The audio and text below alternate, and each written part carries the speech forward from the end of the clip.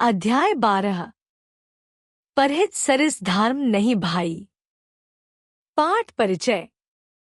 प्रस्तुत पाठ में परोपकार की भावना के महत्व को समझाया गया है। यह मानव का सर्वश्रेष्ठ गुण है। व्याख्या। यह पाठ परोपकार के महत्व को दर्शाता है, जिसमें यह बताया गया है कि दूसरों की भलाई करने से व्यक्ति को वास्तविक सुख और संतोष प्राप्त होता है। अपने लिए जीने के बजाय दूसरों के लिए जीना ही सच्चे जीवन का उद्देश्य है। पाठ में तुलसीदास जी, मैथिलीशरण गुप्त जैसे महान कवियों के विचार और भारतीय संस्कृति के उदाहरणों के माध्यम से परोपकार के महत्व को समझाया गया है। कठिन शब्दार्थ।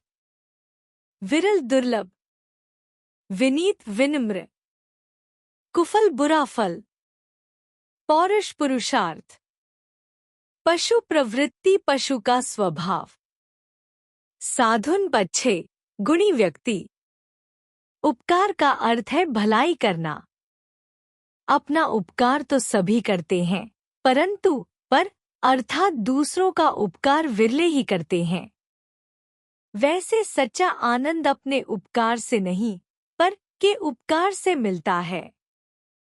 यही कारण है कि महान विचारकों तथा लेखकों ने परोपकार को सबसे बड़ा धर्म कहा है और परोपकारी के गुण गाए हैं। गोस्वामी तुलसीदास जी ने सुंदर शब्दों में कहा है। व्याख्या। इस अंश में उपकार और परोपकार के बीच अंतर को स्पष्ट किया गया है। उपकार का अर्थ है किसी व्यक्ति का भला करना, और यह सभी करते हैं, लेकिन परोपकार यानी दूसरों का भला करना विरले ही लोग करते हैं। तुलसीदास जी के अनुसार सच्चा सुख और संतोष अपने उपकार से नहीं, बल्कि दूसरों के उपकार से मिलता है। परोपकार को ही सबसे बड़ा धर्म माना गया है, क्योंकि यह समाज और मानवता की सेवा करता है। कठिन शब्दार्थ। विरल दुर्लभ, सच्चा आनंद असली सुख, धर्म सही रास्ता, नैतिक कर्तव्य। परहित सरिस धर्म नहीं भाई, पर पीड़ा सम नहीं अधमाई। व्याख्या। इस पंक्ति में गोस्वामी तुलसीदास जी ने परहित यानी दूसरों के भले के कार्य को सबसे बड़ा धर्म बताया है। वह कहते हैं कि परहित से बढ़कर कोई धर्म नहीं है। वहीं परपीड़ा यानी दूसरों को दुख पहुंचाने से बढ़कर कोई अधमाई नहीं है। इस तरह तुलसीदास जी यह स्पष्ट करते हैं कि परोपकार सबसे महान कार्य है और दूसरों को कष्ट देना या उनका अपकार करना सबसे नीच कार्य है।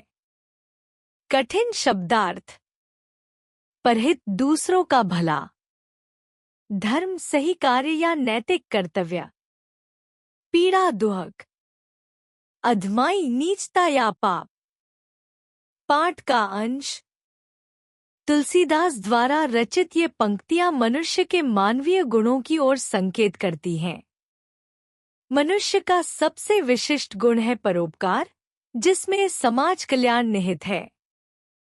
इस संसार में अपने लिए तो हर कोई जीता है, लेकिन सच्चा मनुष्य तो वही है जो दूसरों के लिए जीता है।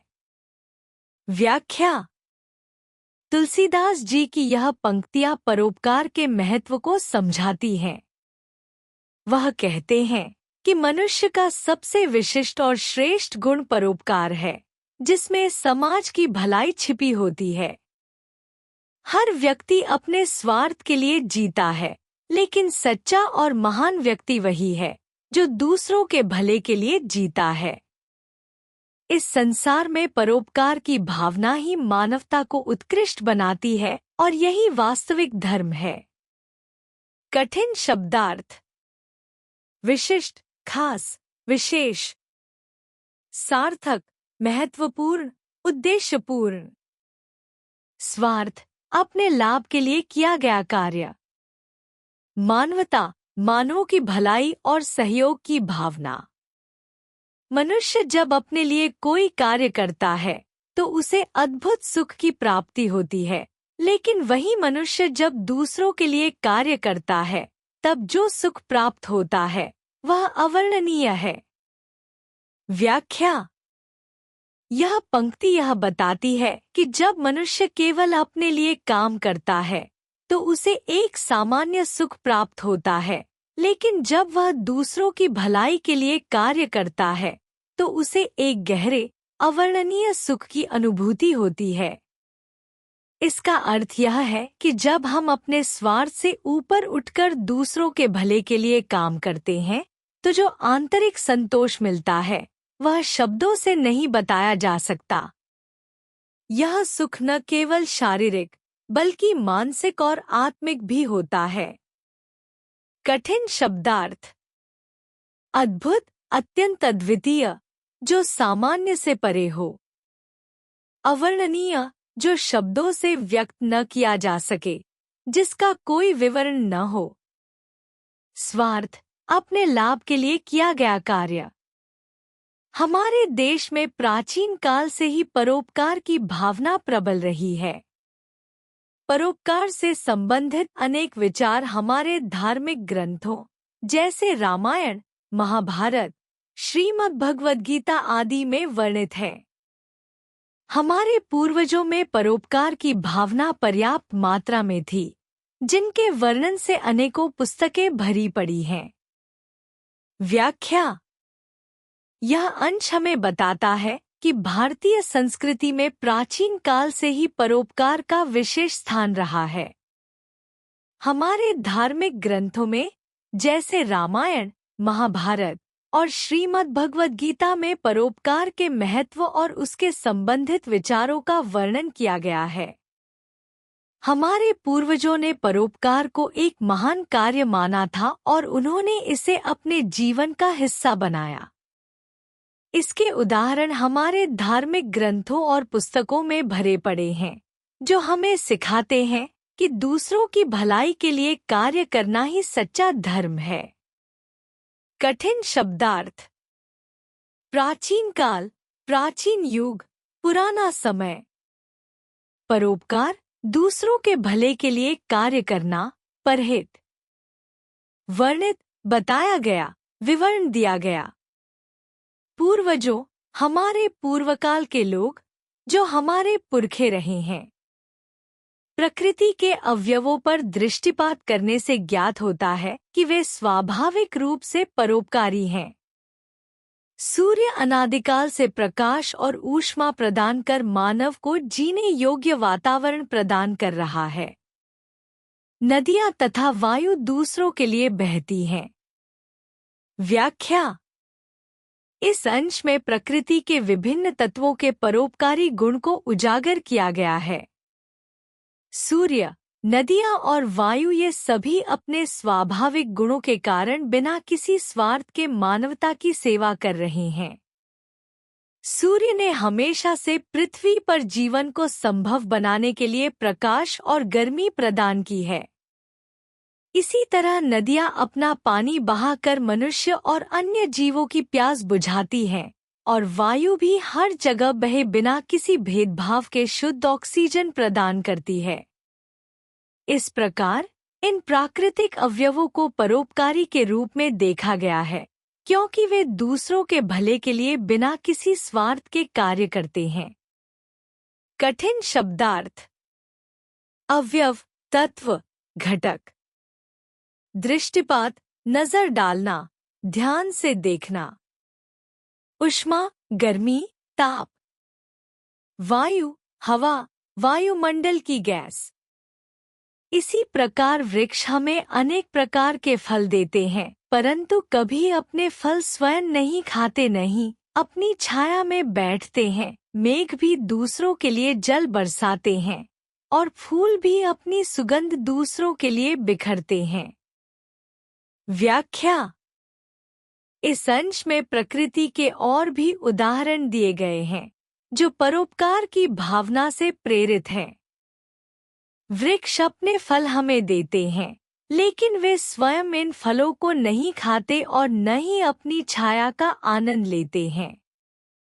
इसी तरह में बादल हमें जल प्रदान करते हैं, लेकिन वे स्वयं इसका उपयोग नहीं करते।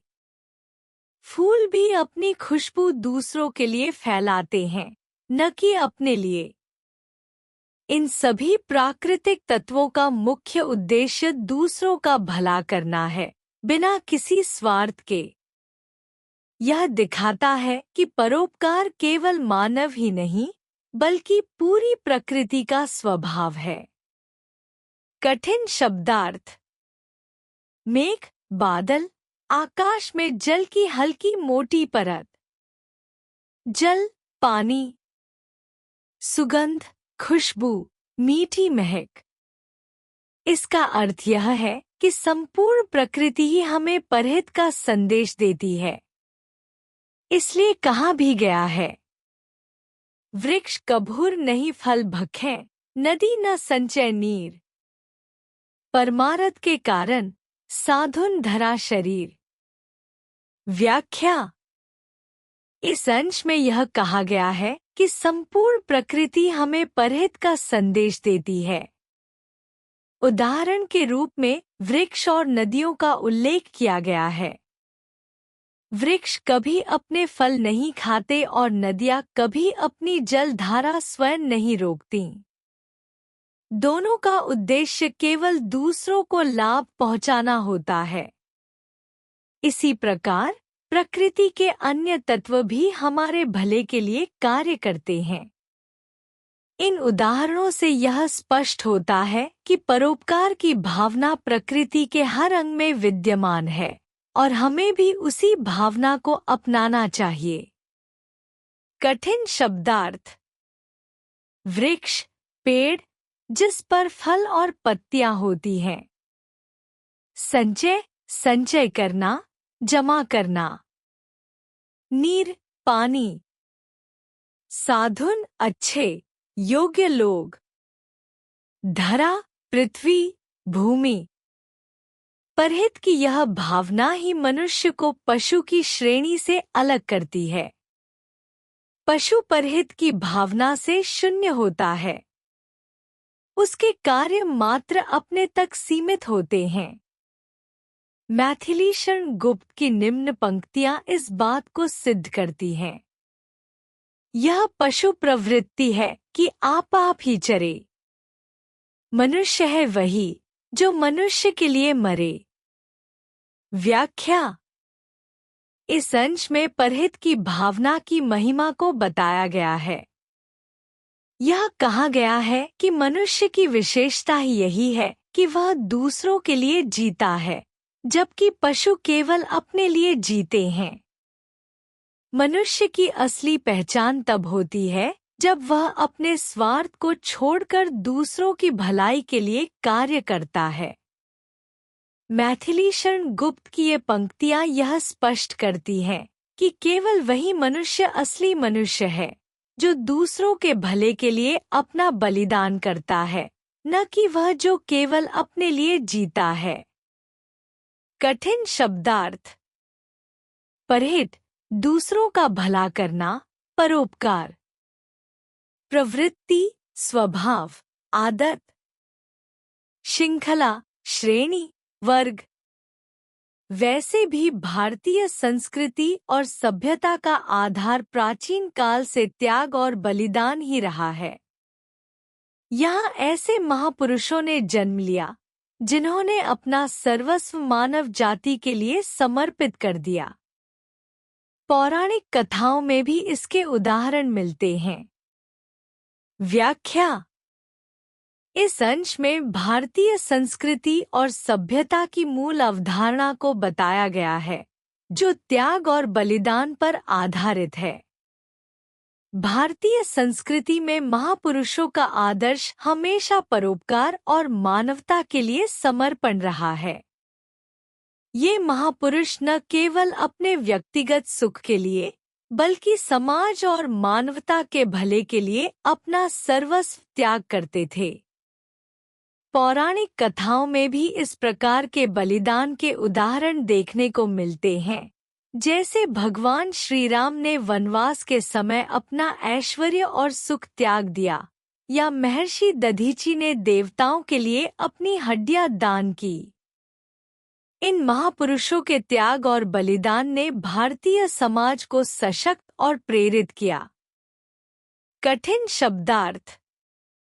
त्याग, किसी वस्तु, सुख या ऐश्वर्य को छोड़ देना। महापुरुष ऐसे व्यक्ति जो उच्च आदर्शों का पालन करते हैं और समाज के लिए कुछ महान कार्य करते हैं। समर्पित, किसी विशेष कार्य या उद्देश्य के लिए अपना सब कुछ अर्पित करना। भगवान शंकर ने देवों तथा दानवों के हितार्थ विषपान किया था। वृत्रासुर नामक राक्षस का वध करने के लिए महर्षि दधीची ने अपनी अस्थियां दान कर दी थी। शिवी ने कबूतर की रक्षा के लिए अपना मांस काट कर दिया था। व्याख्या। इस अंश में भारतीय संस्कृति के महान बलिदान और त्याग के उदाहरण दिए गए हैं। भगवान शंकर ने देवों और दानवों के कल्याण के लिए विषपान किया था, जो उनके असीम त्याग और समर्पण का प्रतीक है। महर्षि दधीची ने धर्म की रक्षा के लिए अपने शरीर की अस्थियां दान कर दी थी, ताकि देवता वृत्रासुर राक्षस का वध कर सकें। इसी तरह राजा शिवी ने एक कबूतर की रक्षा के लिए अपने शरीर का मांस काटकर दान दिया, ताकि वह निर्दोष जीव सुरक्षित रहे।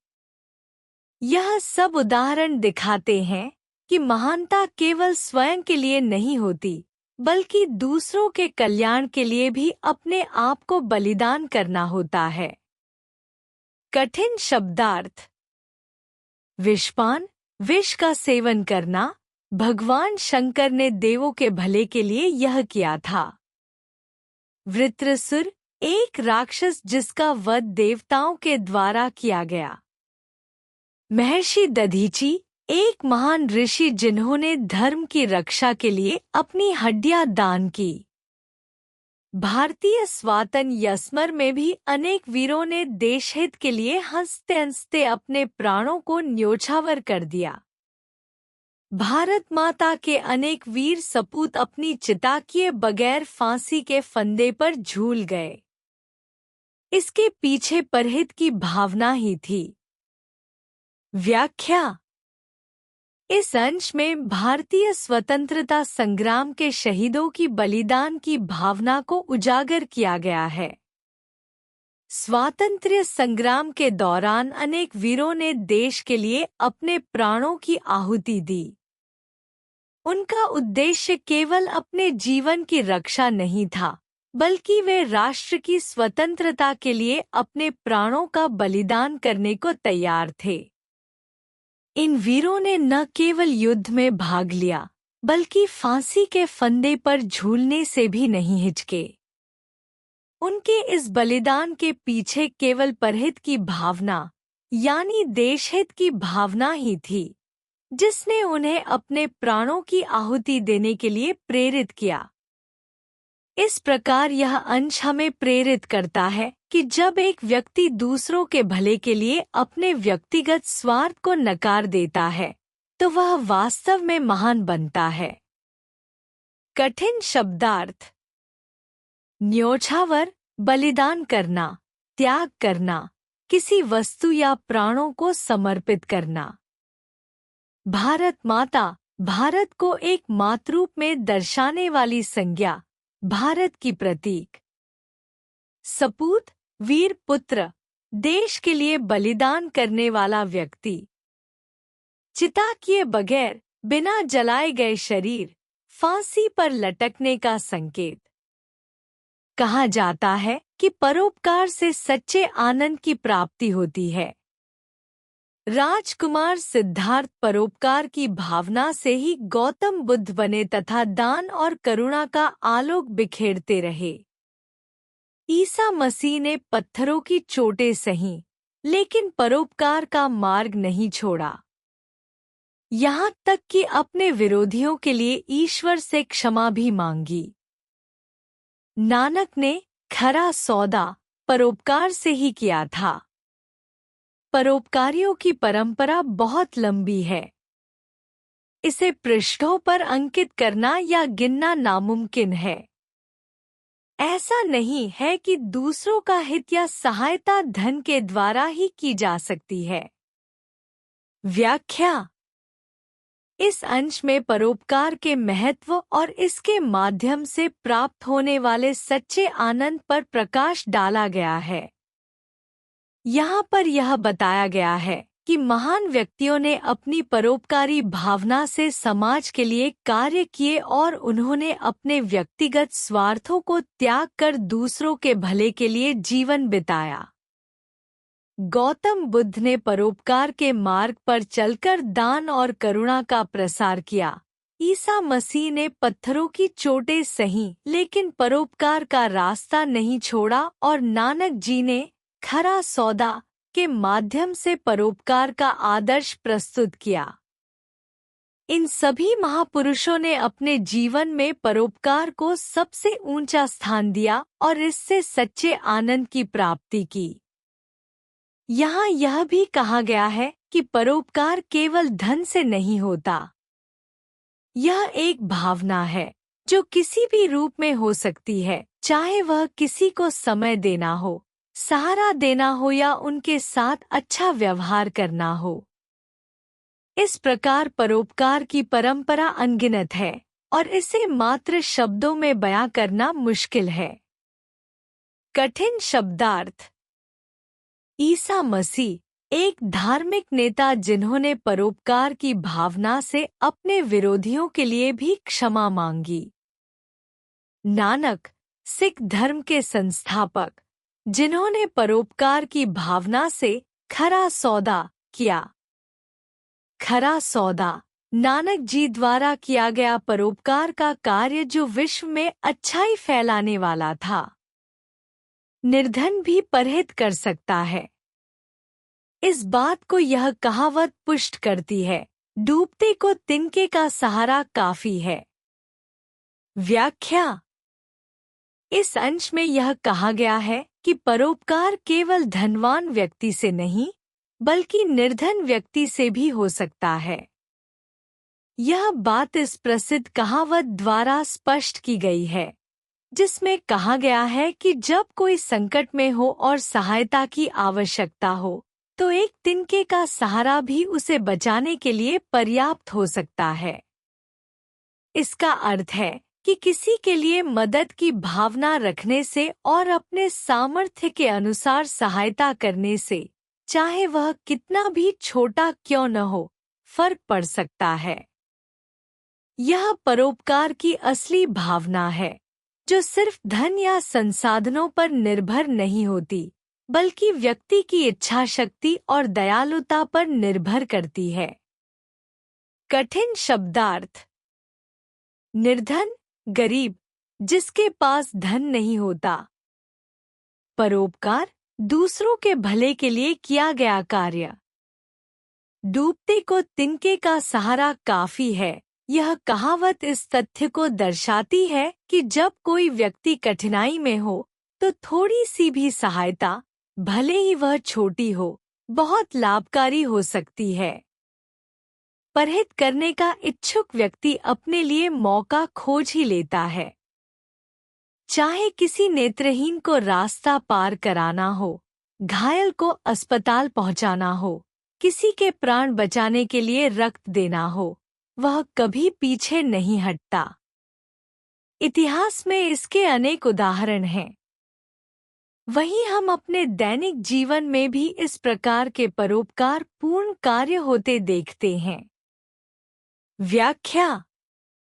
इस अंश में यह कहा गया है कि जो व्यक्ति परोपकार की भावना रखता है, वह हमेशा अवसर की तलाश करता है ताकि वह दूसरों की मदद कर सके।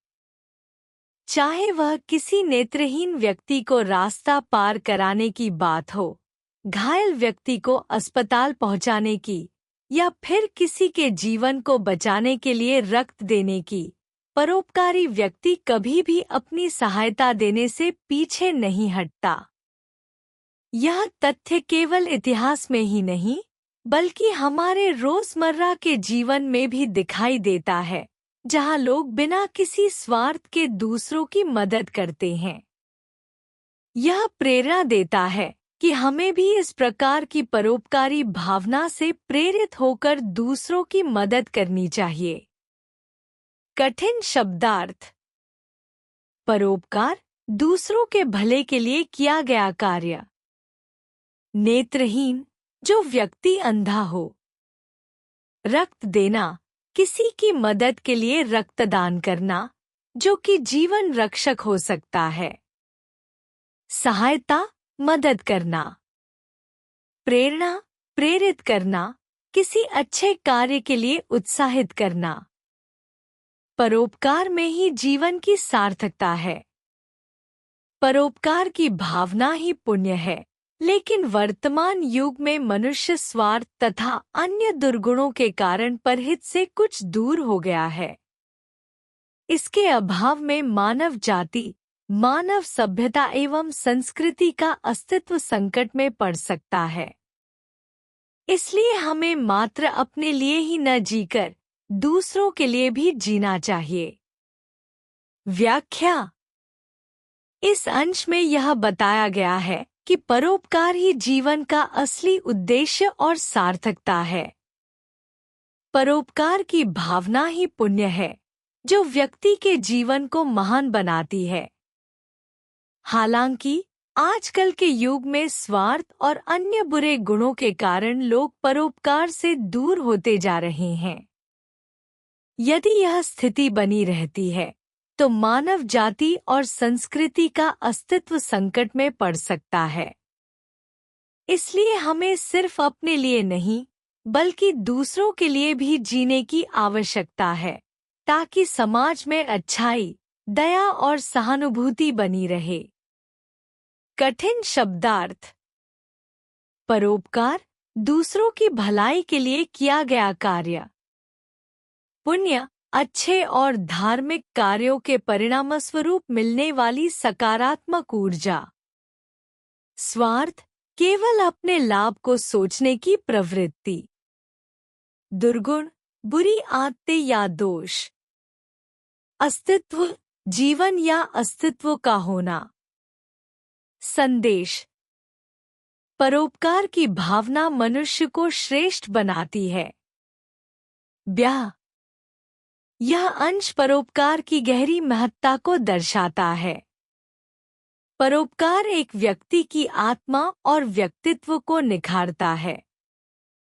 जब हम दूसरों के लिए जीते हैं, तो न केवल हम समाज में सकारात्मक परिवर्तन लाते हैं, बल्कि हम स्वयं भी संतुष्टि और आंतरिक शांति का अनुभव करते हैं। परोपकार की भावना से व्यक्ति में उच्च मानवीय गुण जैसे करुणा, दया और सहानुभूति विकसित होते हैं, जो उसे श्रेष्ठ बनाते हैं। कठिन शब्दार्थ। परोपकार, दूसरों की भलाई के लिए कार्य करना, परहित। श्रेष्ठ, सर्वोत्तम, उच्चतम। आदर्श, एक आदर्श व्यक्ति जिसका पालन किया जाए।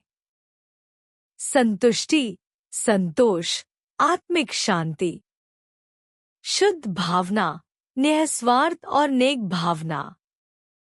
निष्कर्ष, समरी। यह पाठ परोपकार के महत्व को स्पष्ट रूप से बताता है। परोपकार, जो दूसरों की भलाई करने का कार्य है, यह मनुष्य का सबसे बड़ा और श्रेष्ठ गुण है। इस पाठ में यह बताया गया है कि परोपकार से न केवल दूसरों की मदद होती है, बल्कि स्वयं व्यक्ति को भी जीवन में अवर्णनीय सुख और संतोष मिलता है। प्राचीन समय से ही हमारे धार्मिक ग्रंथों में और ऐतिहासिक घटनाओं में परोपकार की भावना को महत्व दिया गया है। प्रकृति भी परोपकार का एक आदर्श उदाहरण प्रस्तुत करती है। इस प्रकार परोपकार से मानवता को सशक्त और समाज को समृद्ध किया जा सकता है। मुख्य संदेश, मेन मैसेज। परोपकार की भावना मनुष्य को श्रेष्ठ बनाती है और जीवन को सार्थक बनाती है। यह समाज और मानवता के लिए अत्यंत आवश्यक है, जिससे हम एक दूसरे के साथ बेहतर तरीके से जी सकें।